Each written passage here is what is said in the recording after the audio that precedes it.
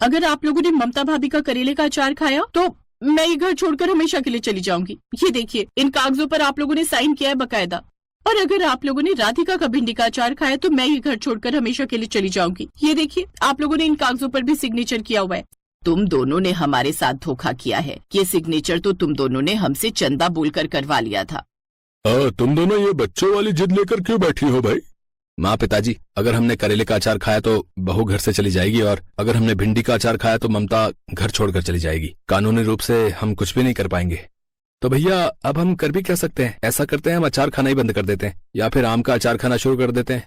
नहीं, आप लोग ना ही अचार खाना बंद कर सकते हैं और ना ही आप किसी और चीज का अचार खा सकते हैं। सब कुछ इन कागजों पर साफ साफ लिखा हुआ है। आप लोगों को सिर्फ मेरे हाथों का बना भिंडी का अचार ही खाना पड़ेगा। इसके अलावा कोई दूसरा रास्ता नहीं है।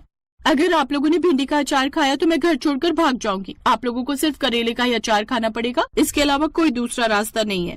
तो आप लोग आखिर सोच रहे होंगे कि ये दोनों अचार के लिए लड़ क्यों रही हैं। तो इसके लिए हमें कहानी के पीछे जाना पड़ेगा और तभी हमें पता चल पाएगा कि ये दोनों अचार के लिए क्यों लड़ी हैं।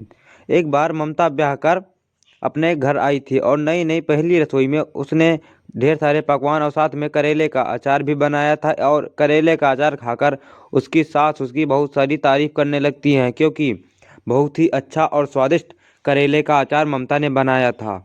यही अचार खा के घर वाले ममता का तारीफ करने लगे और ममता को थोड़ा घमंड हो गया अपने करेले के अचार पर, क्योंकि ममता सोचती थी कि मेरे जैसा कोई और करेले का अचार नहीं बना सकता। तभी मोहल्ले की कुछ औरतें आती हैं ममता के पास कि तुम्हारी बहू करेले का अचार बहुत स्वादिष्ट बनाती है, क्या हमें करेले का अचार नहीं खाने को दोगी? तभी ममता कहती है क्यों नहीं माँ जी, मैं आपके लिए अभी लाती हूँ। और उन औरतों को भी ममता अचार खिलाती है और ममता का यह के अचार साथ साथ पूरे मोहल्ले का भी दिल जीत लिया। हाँ, क्योंकि मेरे जैसा अचार कोई बना ही नहीं सकता। और ममता अपने अचार को लेकर बहुत ही ज्यादा खुश होती है कि मेरे जैसा अचार कोई बना ही नहीं सकता। एक रोज सभी लोग बरामदे ये में आपने बैठे होते हैं, बिल्कुल तभी सही बात ममता कही। बात मेरी करती है क्यों देवरानी ना आ अब जाएगी देवर तो जी बड़ा की भी मजा शादी आएगा कर इस दी जाए। उसका पति कहती है हाँ ममता तुम बिल्कुल सही बोल रही हो। और तभी एक अच्छी लड़की देखकर उसकी भी शादी कर दी जाती है। राधिका की भी शादी हो जाती है। उसने भी अपने पहले रसोई में बहुत सारा पकवान और साथ में ही भिंडी का अचार बनाया। और भिंडी का अचार खा के घर वाले उसकी खूब सारी तारीफ करने लगे, क्योंकि भिंडी का अचार भी करेले के अचार से ज़्यादा स्वादिष्ट होता है। सभी लोग कहते हैं हम करेले का अचार खा के बोर हो चुके हैं, अब हम भिंडी का अचार खाएंगे, क्यों ना। राती अजय, सबने मेरी भिंडी के अचार की तारीफ की, लेकिन जेठानी जी ने बिल्कुल तारीफ नहीं की। ऐसा क्यों? तुम भाभी के बारे में गलत सोच रही हो। जब मेरी शादी की बात चल रही थी तो सबसे पहले भाभी ही आगे आई थी। उन्होंने कहा था कि जल्दी से अजय की शादी कर दो ताकि मेरी प्यारी सी देवरानी आ जाए। सॉरी, शायद मुझे कोई गलतफहमी हो गई होगी। अगले दिन दोनों देवरानी और जेठानी ने एक ही मिलकर किचन खाना में बनाया। खाना खाना बनाती हैं और बनाकर सभी दोनों लोग खाने की टेबल पर टेबल पर खाना लगा सभी देती को हैं खाने और के साथ भिंडी घर का वाले अचार भी खाते हैं, परोस दिया। लेकिन इतने में ममता ने अपना ममता करेले का अपने अचार करेले का परोस अचार दिया। रख देती है और राधिका अपने भिंडी का अचार भी रख देती है। तभी घर के बड़े बोलते हैं कि हम तो करेले का अचार बहुत दिन से खाते आ चुके हैं, आज क्यों ना हम भिंडी का अचार खाते हैं। तभी दोनों देवरानी और जेठानी में बहस चल जाती है कि मेरा अचार बहुत स्वादिष्ट है और जेठानी बोलती है मेरा अचार बहुत ही ज़्यादा स्वादिष्ट है। इसी बीच राधिका और अचार को लेकर यहीं से बहस शुरू हो जाती है। तब उनके परिवार में कभी लोग भिंडी का अचार खा लेते, कभी करेले का अचार खा लिया करते। तभी मोहल्ले की कुछ औरतें ये बात जान पाती हैं, फिर वहाँ पर आ जाती हैं उनके घर पर, क्योंकि वह लोग बताती हैं कि अभी तक तुम्हारी बहू बड़ी बहू करेले का अचार इतना स्वादिष्ट बनाती थी और तुम्हारी छोटी बहू भी भिंडी का अचार बहुत स्वादिष्ट बनाती है। ये तारीफ दोनों बहुएं सुनकर खुश हो जाती हैं, लेकिन ममता अपनी छोटी देवरानी पर गुस्सा हो जाती है, क्योंकि करेले का अचार नहीं खाया है। आज आप लोग करेले का अचार ही खाएंगे। नहीं, आप लोग सिर्फ मेरा भिंडी का अचार ही खाएंगे। तुम लोग लड़ो मत, आज हम लोग भिंडी का अचार भी खाएंगे और करेले का भी।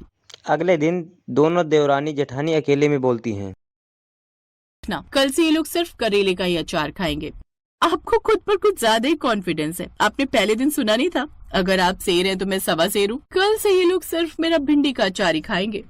रात में राधिका यानी देवरानी लैपटॉप पर एक नोट बनाती है जिसमें लिखा कि आज से ये लोग सिर्फ मेरा भिंडी का अचार खाएंगे और उसे सिग्नेचर ही चाहिए था। वह बहुत ही ज़्यादा खुश हो जाती है और मन ही मन मुस्कुराने लगती है। और एक तरफ ममता यानी जेठानी जी वह भी एक नोट्स बनाती हैं लैपटॉप में और लिखती हैं आज से ये लोग मेरा करेले का अचार खाएंगे। और वह भी कहती है बस एक बार इन घर वालों का सिग्नेचर मिल जाए इस नोट्स पर, बस मेरा काम बन जाए। अगले दिन दोनों देवरानी और जिठानी लेकर पहुंच जाती हैं सिग्नेचर के लिए और किसी बहाने सिग्नेचर करवा लेती हैं। कहती हैं हमें चंदे का सिग्नेचर है, आप लोगों का सिग्नेचर चाहिए। फिर दोनों उनके सास ससुर सिग्नेचर कर देते हैं। लेकिन बात यहीं पर ख़त्म नहीं होती। ये दोनों अचार के लिए इतना लड़ जाती हैं ताकि वहाँ पर उनके सास ससुर और उनके पतियों घर छोड़ने के लिए राज़ी हो जाते हैं, क्योंकि बताते हैं तुम दोनों अचार के लिए लड़ती रहोगी और हम इस तरह नहीं रह सकते। तो तुम घर छोड़कर चली जाओगी, भी घर छोड़कर तुम लोग चली जाओगी। इससे अच्छा है कि हम ही ये घर छोड़कर चले जाते हैं। तुम दोनों अकेले रहो और एक दूसरे को अचार खिलाओ। इतना बोलकर घर वाले वहाँ से जाने लगते हैं और देखते देखते वो लोग चले जाते हैं। लेकिन अकेले में देवरानी जेठानी ममता और राधिका बातें करते हैं कि हमसे कितनी बड़ी गलती हो गई। राधिका बोलती है जेठानी जी मुझे आपके करेले का अचार बहुत ही ज़्यादा पसंद था। और ममता बोलती है यानी जेठानी कि राधिका मुझे भी तेरे भिंडी का अचार बहुत ही ज़्यादा पसंद होता है, अब क्यों ना हम लोग चलते हैं। और वह लोग ऑटो पकड़ते हैं और स्टेशन पर पहुंच जाते हैं और उन लोगों से माफ़ी मांगने लगते हैं कि हम आज से अचार के लिए नहीं लड़ेंगे, आज से हम सभी लोग खुशी खुशी रहेंगे, आप किसी का भी अचार खाइए, दोनों लोग का अचार बड़ा ही स्वादिष्ट है और हमें माफ़ कर आपत्ति दीजिए, नहीं। आगे से हमसे हमें ऐसी पता था गलती हमारी नहीं। प्यारी बहुओं कि तुम लोगों को अपनी गलती का एहसास हो जाएगा, इसीलिए हमने टिकट ही नहीं ली थी। हमने तो ये सब तुम दोनों को सुधारने के लिए ही किया था। तो इस तरह घर वाले वहाँ से वापस आ जाते हैं और खुशी खुशी सभी लोग साथ में रहने लगते हैं। अब कोई अचार के लिए झगड़ा नहीं। बेलापुर गांव में नरेश अपनी पत्नी संगीता और बेटी पलक बूढ़ी माँ शांति के साथ रहता था। उसके पास एक छोटा सा जमीन का टुकड़ा होता है, उसी में किसी तरह वह अपनी फसल को उगाता और अपने परिवार का पेट भरता था। की फसल अच्छी हुई तो सबसे पहले माँ के घुटनों का ऑपरेशन करवाऊंगा। अरे बेटा, मैं बुढ़िया अब इस उम्र में ऑपरेशन करवा कर कहाँ जाऊंगी। इससे तो अच्छा होगा तू पलक का एडमिशन स्कूल में करवा दे। मैं चाहती हूँ वो पढ़ लिख कर खूब आगे बढ़े। माँ ऊपर वाले ने चाहा तो उसका इंतजाम भी हो जाएगा। संगीता अब खाना परोस दो, भूख लगी है। संगीता खाना निकालती है सबके लिए और साथ में पापड़ भी देती है। तभी उसकी सास पूछती है बहू तू बाजार कब गई और ये पापड़ किस तरह लाई। वह कहती है माँ जी मैं पापड़ ये घर पर ही बनाई हूँ। उसका पति नरेश बोलता है कितना स्वादिष्ट पापड़ है, ये पापड़ बड़ा ही स्वादिष्ट है। और उसकी बूढ़ी माँ भी बोलती है हाँ बहू नरेश सच बोल रहा है, यह पापड़ बड़ा ही स्वादिष्ट है, जैसे ही बाजार का पापड़ नहीं होता उससे भी अच्छा है। ऐसे ही कुछ दिन बीत जाते हैं। देखते देखते नरेश की खेती बहुत ही ज़्यादा अच्छी हो जाती है और उसके पास काफ़ी सारा आलू हो जाता है। तभी वह ठेकेदार के पास पहुंचता है कि ठेकेदार जी आप मेरा आलू खरीद लीजिए। ठेकेदार से दाम पूछता है। ठेकेदार कहता है नरेश इस साल दाम थोड़ा घट चुका है। नरेश कहता है ठेकेदार जी आप ऐसा मत करिए, पिछले साल भी दाम घट चुका था, किसी तरह मैं ये आलू ही मेरे पास है, मैं अपने परिवार का पेट पालता हूँ। ठेकेदार कहता है वो सब ठीक है लेकिन मार्केट में आलू का रेट बहुत ही ज़्यादा घट चुका है, अगर आपको इतने रेट में आलू देना है तो दीजिए वरना यहाँ से निकलिए, हमारे पास और भी ग्राहक हैं। नरेश किसी तरह हाथ जोड़ता है, कहता है प्लीज़ ठेकेदार जी हमें मजबूर मत करिए, ठेकेदार हमारे बोलता पास है अरे यही भाई आलू तुमको देना है तो दीजिए वरना यहाँ से निकलिए, हमारे पास और भी ग्राहक हैं, क्यों बार बार वही बात दोहरा रहे हो। नरेश निराश होकर घर वापस आ जाता है और ये सारी बातें अपनी पत्नी को बताता है। तभी नरेश का दोस्त वहाँ पर काफ़ी दिनों के बाद शहर से आता है और तुरंत ही वहाँ तो पर काम में हाँ? पहुँचता है। और हाँ अनुज भैया, इस साल तो आप राखी बंधवाने भी नहीं आए थे। क्या करूं भाभी, काम में इतना व्यस्त था कि समय ही नहीं मिला।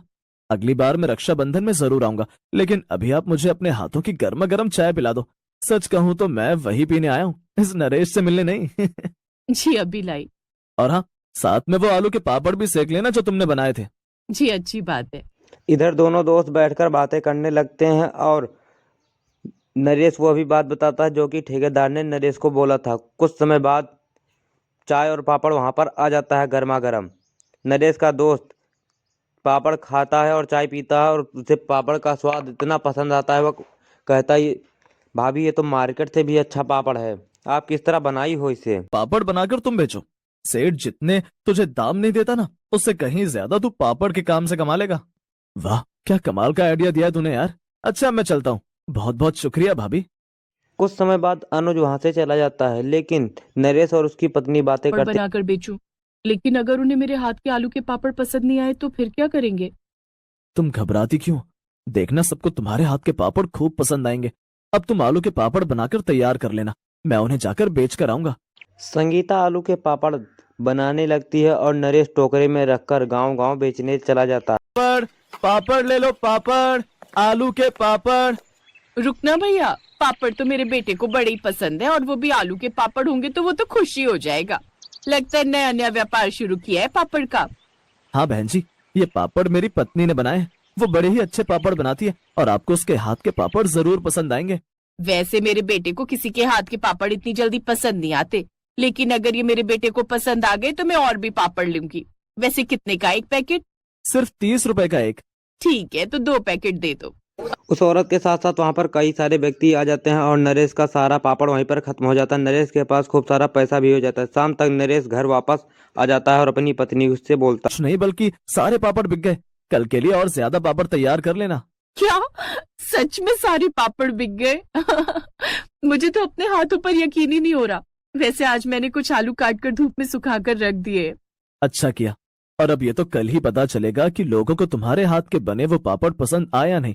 लेकिन मैं दावे के साथ कह सकता हूँ, उन सबको वो पापड़ बड़े पसंद आएंगे।